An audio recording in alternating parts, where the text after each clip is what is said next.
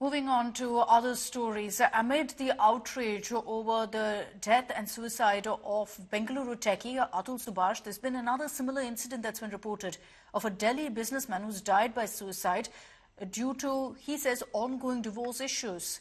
Puneet Khurana from Delhi's model town ended his life alleging torture by his wife. Puneet was married to Manika for 6 years and the couple had applied for divorce after issues and disagreements.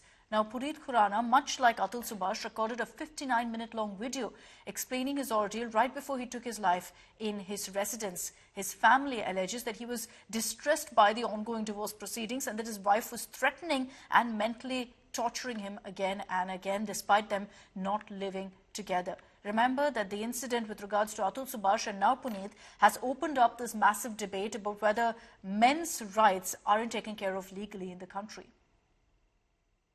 Puneet Khurana की आत्महत्या की वजह क्या है?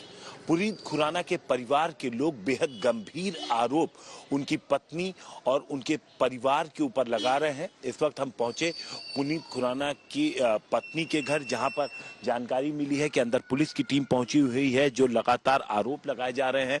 उस आरोप के बाद पुनीत की पत्नी से मिलने के लिए हमने भी बात करने की कोशिश की, लेकिन कोई भी बात करने के लिए तैयार नहीं है और अंदर से कहा गया कि पुनीत की पत्नी बेहद सदमे में है, उन्हें यकीन नहीं है।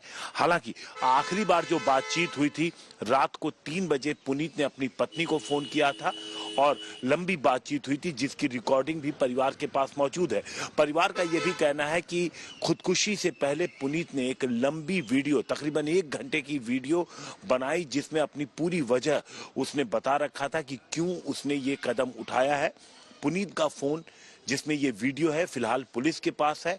पुलिस इस पूरे मामले की जांच कर रही है। पुलिस का कहना है कि जो भी एलिगेशन फैमिली की तरफ से, पुनीत की फैमिली की तरफ से जो महिला है उनकी फैमिली पर लगाए गए हैं, उन तमाम आरोपों की जांच की जा रही है और सही वजह क्या है, खुदकुशी की वजह क्या है, ये समझने की कोशिश की जा रही है। क्योंकि यहाँ पर जांच में पता लगा है कि पुनीत की शादी से पहले ही पुनीत के परिवार का जो लड़की है उनके परिवार के साथ रुपयों का लेन देन था।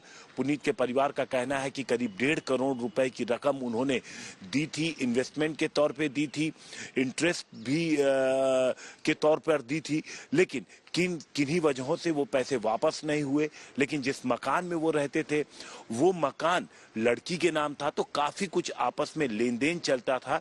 ऐसे में खुदकुशी की वजह क्या है ये जांच के बाद ही साफ हो पाएगी। शादी के बाद से क्या ऐसी पहली बार लड़ाई कब शुरू हुई, किन बातों? शायद शादी के मतलब आप मान के चलो महीने 1.5 महीने बाद जो है उसने अपना रंग दिखाना शुरू कर दिया था। बेटे से बिहेव गलत करना, अपनी सास से बिहेव गलत करना। तो हमने कहा चल यार कोई बात नहीं, टाइम के साथ साथ चीजें बदल जाती हैं। लेकिन वो जो है मेरे बेटे की जान दे के जो बदली है बस, अभी नहीं बदली। क्या कुछ पैसे वैसे का भी लेन देन था? मैंने सर 1 करोड़ 35 लाख रुपए दिया हुआ आज से 9.25 से। तो क्यों दिया था? क्या मेरा प्लाट था, इन्होंने बनाया था, तो इन्होंने बोला कि मकान तुम्हारा, पुनीत को उन्होंने जो इम्प्रेस कर लिया कि मकान भेज दे तुम्हें, हम यहाँ लेके दे जब तक जो हमें पैसे जो है ये ब्याज पे दे दो। लेकिन ना कोई ब्याज दिया ना ब्याज दिया। क्यों शुरू हुए थे? क्या मतलब पहले क्या? 1 नंबर की बदतमीज है, उसके माँ बाप भी गंदे हैं, हमें फंसाया गया शुरू से। बहू के साथ आपका काफी टाइम घर पे बीतता होगा, क्या रिलेशन क्या शुरू से ही ऐसे थे, झगड़ा होता था? साल तक तो ठीक रहा है, लेकिन धीरे धीरे बस इसको टॉर्चर करती रही है। मेरे बच्चे को बहुत तंग किया इसने, मेरे बच्चे को।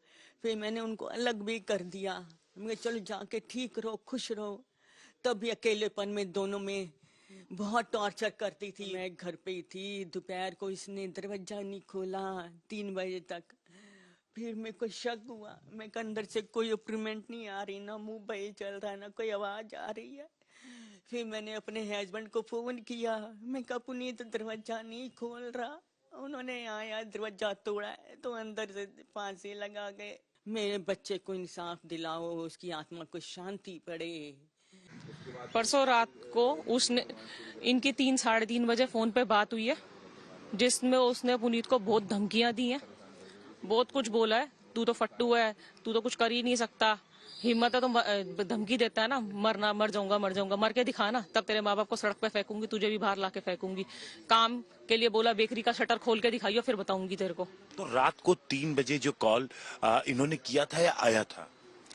इन्होंने किया था क्योंकि उसने पहले इसका ईमेल आईडी वगैरह, इसका इंस्टाग्राम वगैरह सब हैक कर लिया था लड़की ने। अच्छा।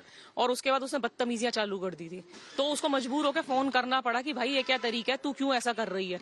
जब हमारा कोर्ट में केस चल रहा है, सब कुछ उस हिसाब से चल रहा है, मैं पूरा कर रहा हूँ, तो फिर इसका क्या मतलब है? जब कोर्ट में बात करनी है तो कोर्ट में ही बात करेंगे।